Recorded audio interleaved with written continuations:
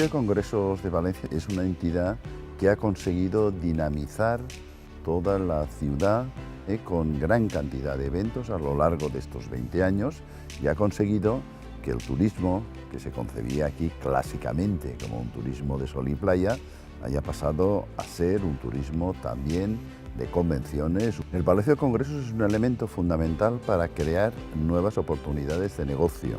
Como decía antes, un referente y un elemento de conocimiento general de nuestra ciudad.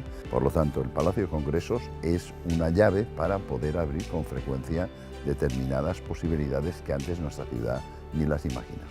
El año pasado en este Palacio de Congresos se hizo la capitalidad de la alimentación que llegó a Valencia. Aquí estuvieron más de 100 alcaldes y eso ha sido el camino para conseguir que FAO y otros organismos de tipo internacional trabajen con nosotros para constituir un centro mundial de alimentación sostenible. Yo creo que eso es un elemento muy importante y es un indicador fundamental de que este Palacio de Congresos funciona, de que este Palacio de Congresos está teniendo unos buenos resultados económicos, está teniendo unos resultados económicos positivos que indican que las cosas se hacen bien y las cosas se hacen con eficacia. Por lo tanto, Valencia debe sentirse orgullosa de su Palacio de Congresos.